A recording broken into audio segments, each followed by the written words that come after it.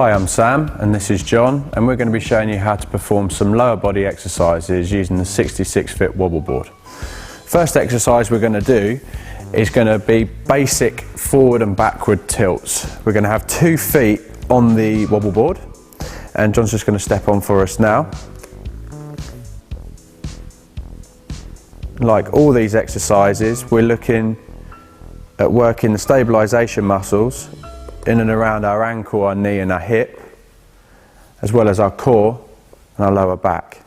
So John's just going to start off by just tilting the board to the front, touching it down, and then he's going to tilt it back onto his heels and touch down at the back. So he's just going to tilt forwards and backwards, nice and steady. Keep it nice and controlled. This is good, as you can see. He's making easy work of that. And then from here we can add a slight variation in going left and right. So John's just going to keep his weight nice and central, but he's just going to tip from left to right ever so slightly by transferring his weight between his left leg and his right leg. Good.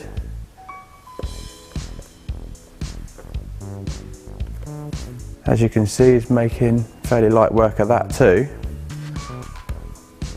The final progression in this section is going to be round the clock. So basically John is going to look to roll the board anti-clockwise and clockwise. In this case, here we go, there's the anti-clockwise. Perfect. Again, look to keep your weight nice and central. If you need to balance yourself with your arms, that's absolutely fine. And then just go round the other way, round clockwise for us. Perfect. All these exercises you want to be looking to perform around about 12 to 15 reps. If you just take a step off for us. Good.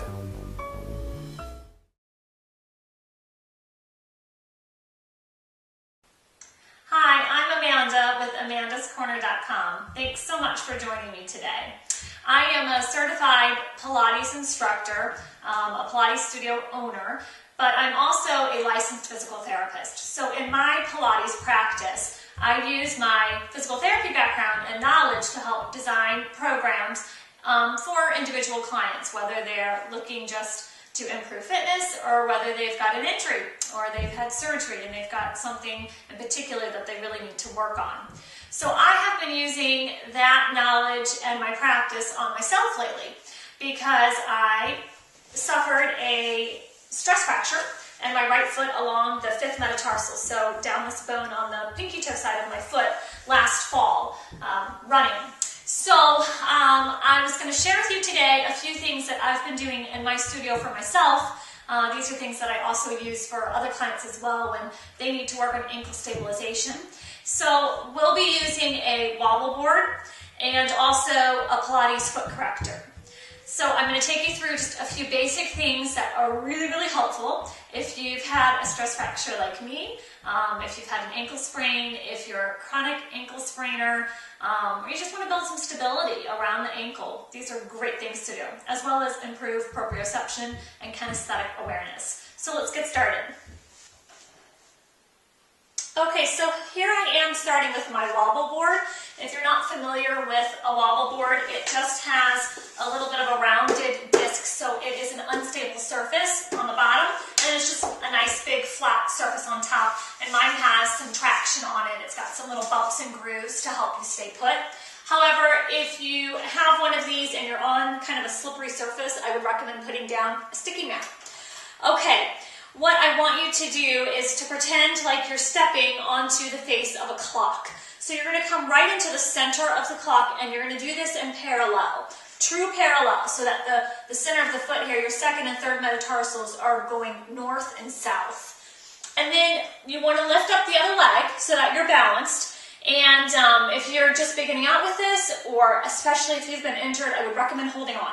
So right now I am next to my half Cadillac and I can hold on to a pole of my tower, but you could have a wall nearby or do this in a door frame, just so you get the hang of it. And then as you progress, eventually you're trying to do all of this without holding on. You're going to be balanced. So this other foot's going to come up and you're going to start to accommodate to how this feels to be on this unstable surface. I don't really care where this foot is, if it's in front or behind, wherever you have your balance. You don't want to brace it against your other leg. That's cheating. So it has to be free. So standing on the face of your clock, you're going to try to touch down to 12 o'clock and 6 o'clock. So you're going from toe to heel. So we're doing plantar flexion and dorsiflexion. But you are only allowed to touch at 12 and 6. You don't want anything else coming down. You want very pure linear movement. So I'm not counting, but I usually have somebody do this about 10 times each way. And especially if somebody has been injured or if they have just a lot of weakness in the ankle, they may need a break after that. So they might come down and switch to the other side. Okay? If you're still feeling good, then you can stay on that first side and go into a second set where we're going to touch down from 3 o'clock to 9 o'clock. So we have inversion and eversion here. This is often really challenging for people. It looks like such a simple thing. And many people don't have enough range to actually touch all the way down, and that's fine. You just want to keep that pure 3 to 9 o'clock movement, even if it doesn't touch to the floor.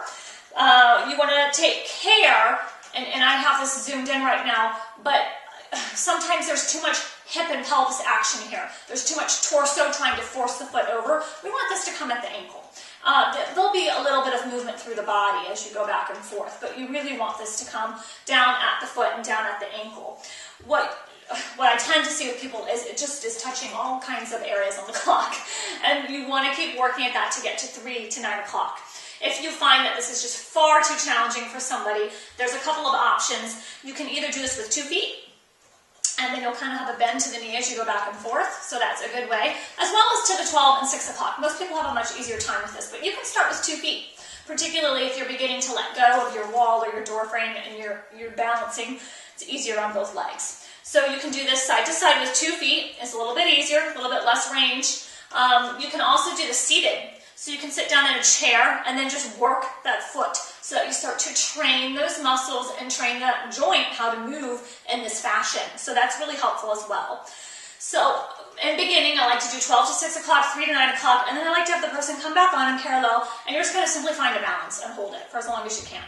So again, I don't care this back, this other leg, the lifted leg, if it's behind you or in front or up to the side, it may travel all over as you try to keep your balance. That's fine. That's because this little ankle and foot on your disc is working really hard, but you're not allowed to brace, because again, that's cheating. So I like to do that and work with that for a couple times a week, maybe 4 to 6 weeks, as it's starting to get easier and you feel like you can let go, or just you're having more range, you're having more comfort with it. Then some other things you can add in. You can come back on top, and then you're going to draw circles all around your clock. So you're going to go from 12 to 1, 2, 3, all the way around. You're trying to touch down every little surface smoothly. And this is not easy. So I have people do about 5 circles each direction. So you go 5 one way, and then you would reverse this. Again, it's something that looks so simple, but when you get on here and try it, it's not. Especially if you are used to being in shoes and you're used to being supported. When you take away that external support and start asking for the body to do this from the muscles, from the inside of the body, it can be really, really challenging. So those are some good tricks to work with. It's helped a lot with my clients, and it has helped a lot with me over the past few months. For a while I was doing it almost every day, and I noticed a huge difference. It got me out of my boot, and it got me so I could stand pain-free without a shoe on. So that is huge.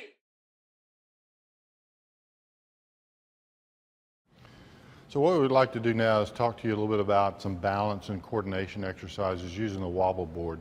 The reason that you do this is when you injure your ankle or knee or hip, your lower extremity, we call that part of the kinetic chain, you actually damage some of the receptors in your joint that tell you where your joint is in space. Like if I put my hand behind my head, I know exactly where it is. I'm not moving it at all, but so you've got these little nerve endings called proprioceptors that give you feedback. So when you injure your ankle or knee, we can strengthen it and get the motion back. To get you back to the fullest extent, we have to do some proprioceptive balance exercise to overload that system so other things can kind of compensate for that. So Orlando here is going to show us a few exercises, and we'll just talk you through them. This is a typical wobble board. You can actually make one of these on your own. And the goal is, for a pretty healthy person, is to try to balance on that thing with both legs 20 seconds at a time and do 3 sets of that. So initially, the first thing you want to do is just pure balancing. And again, your muscles are firing like crazy to try to stabilize that position. We're going to progress to 2 legs to a single leg. And again, if you have an ankle injury, this is going to take you a little bit of time. It's not going to happen in the first exercise session. So again, this is a pretty difficult maneuver here to balance on one leg on the wobble board.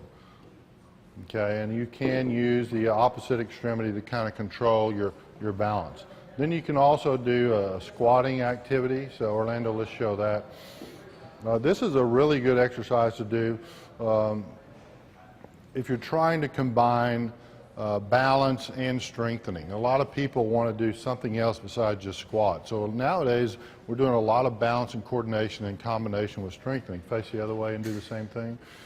So if you go this direction, it's a little bit easier because you're in line with the action of the balance board. So you can squat down, hold that position, and come back up. Now another thing we can do is if you have a partner or if you can bounce a ball up against the walls, go ahead and stand and face me, Orlando, is just stand on both legs, and you can see that your proprioceptive or balance is composed of several senses, one being your vision, your auditory, your proprioceptive system, and your kinesthetic or muscle system. So you can see that he was looking at the ground the whole time. Now we're going to make him look up at us as he has to catch the ball. If he doesn't catch the ball, it's going to hit him in the head. So he's aware of this. So again, we're taking away one of his senses and forcing that proprioceptive system to be overloaded because his vision now is looking at me versus looking at the ground. So these are just some things that we might do with a wobble board to kind of overload the proprioceptive system that's been damaged. Hi guys, I'm Kristen, you're watching Kay's Perfect Fitness TV. So today I've got a wobble board workout, okay? So a wobble board is something that's going to really test your balance while you're training, okay? So if you're a beginner, this is going to be a little tricky for you. But once you're feeling like, gosh, how can I make my workout even harder? This is how. Okay, so I've got some really great moves. All you need is a wobble board or a Bozu ball. That will work as well. And some dumbbells, okay? So we're going to start. And if you're new to a wobble board, always make sure you've got a wall nearby to help you step onto it and off of it. Because you kind of want to get a balance for it. It's almost like you're surfing or something. It's probably a lot easier than surfing. I'm not a surfer, but I tried to at one point in a few videos. You should check them out. So anyway, we're going to start with our squat and push. So we're going to curl the weights up. They're going to stay here, okay? So from here, you just squat down and then push up as you stand up. Down, up, and push. Squat down, up, and push. So you get a little bit of wobbliness in there. Whoop. Squat down, up, and push. So we're going to do 10 reps like this. 5. Really got to focus here. 6. 7.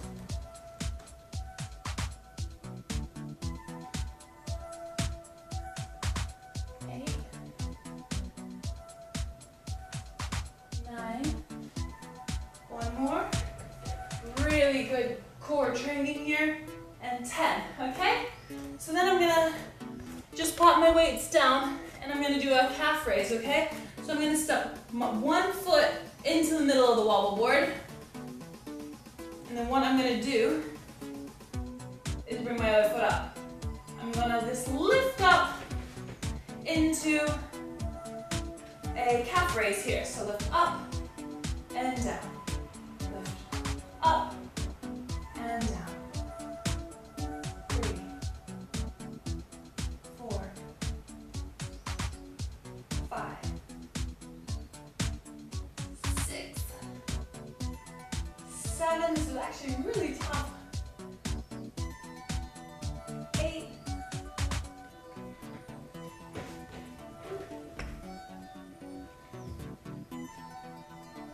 9 and 10. Good. So, other leg. From here. We have up 1,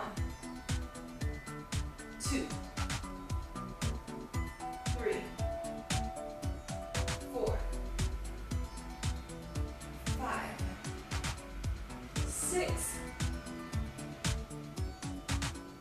7,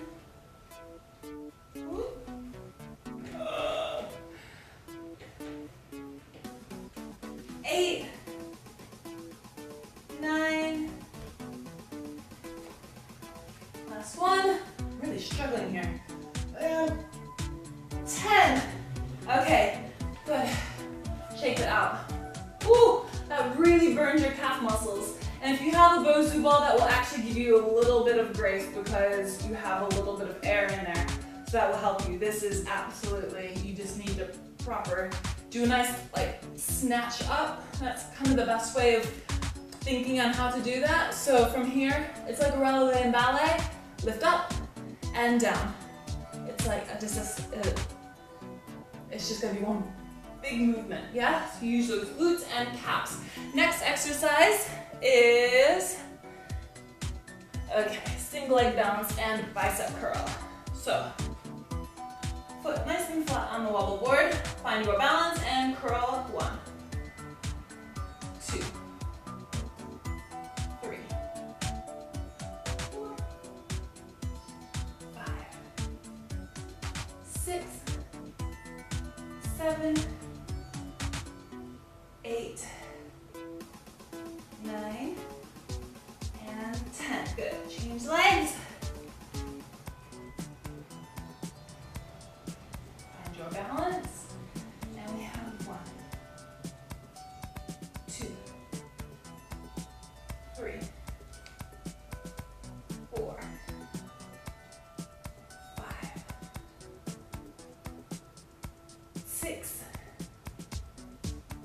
7, 8,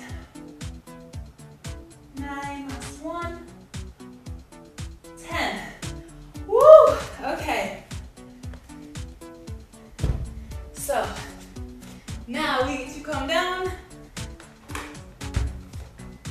and run it out, yeah? So, it's gonna be 10 mountain climbers and 1 push-up, okay? So just like this, we go 1, 2, 3, 4, 5, 6, 7, 8, 9, 10. Down and up. 1, 2, 3, 4, 5, 6, 7, 8, 9, 10. Down and up.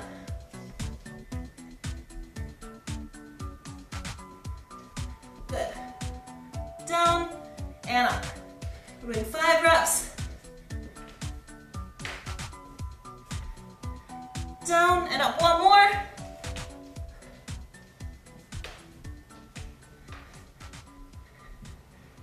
Down and up. Good. Woo! So that really gives a whole new meaning to the mountain climber. Yeah? So, last bit to finish off our shoulder bridge. Here, place your feet on the wobble board. And we're just going to lift our hips up and down. 10 reps. 1, 2, 3, 4. Squeeze those glutes, hamstrings. 6, 7, 8, 9, and 10. Good. Relax. Lower down. Okay. So, if you did that with me on a wobble board, awesome job. Remember, you can do this totally without a wobble board as well. You just won't have to focus on the, you will still have to focus on the balance, but you won't have to focus on the wobble and balance, okay? So, once again, you don't have to have a wobble board. It's a really good tool and it makes the workout 10 times harder, okay? So, it's always really good to work on your core strength while you're doing your workouts. I always say that every move comes from your core, even a bicep curl. You know, everything stems from your core, and as soon as you can realize that, the minute your training's really going to improve, okay? So, I hope you've enjoyed that workout. Do this 2 more times. Take a break, take a breather, try to get through it 2 more sets, okay? It's going to really improve your fitness levels. So if you enjoyed this video, make sure you subscribe to the channel so you never miss a workout with me Monday, Wednesday, and Friday. And find us and like us on Facebook, Pinterest, and Twitter. If you like the music, you can get that also on the link below. Thanks for watching. I'm Kristen. You're watching Kay's Perfect Fitness TV. My name's Cherry. We're going to be working together on the wobble board. This wobble board is a cheap and easy, versatile piece of equipment, and one that I particularly like using in classes and with personal training clients.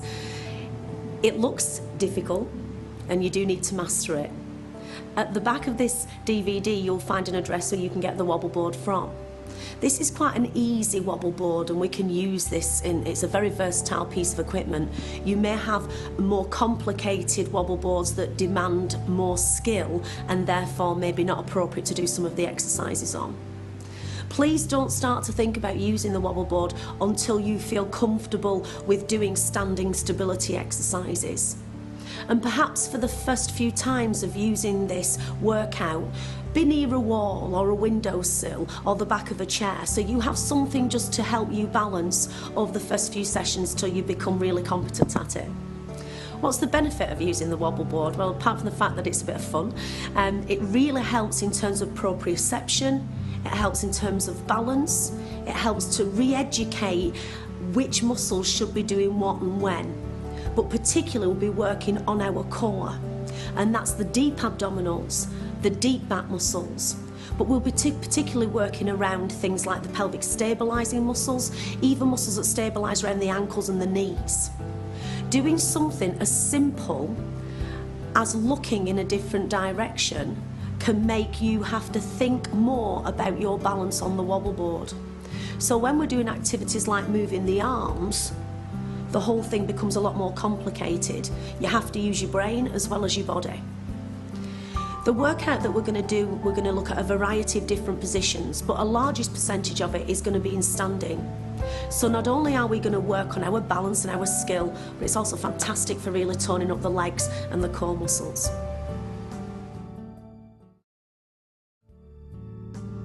This is Steve. We're going to be working together on the wobble board. First of all, what I'm going to do is show you how to get on and to get off. Steve's really quite competent on the wobble board, so I feel assured that I'm not going to have to hold his hand. But if necessary, the first time you use it, do get somebody to hold your hand or be near a wall. I'm going to ask Steve to step onto the wobble board from the back of the wobble board, and before you do, when you get onto the board, would you come right into the middle? So when you're stepping onto the board, you're stepping into the middle. Step into the middle and get your balance. So with both the feet together, you get a little bit more confidence. So I'm going to ask Steve to stay in this position with his feet together and just to do a posture check. So the shoulders are drawn down the back. Feet and knees are hip distance. And the crown of the head is lifting upwards towards the ceiling. Now the sacrum, you can't see that on Steve, but the triangle bit at the base of the spine is dropping directly down to the floor.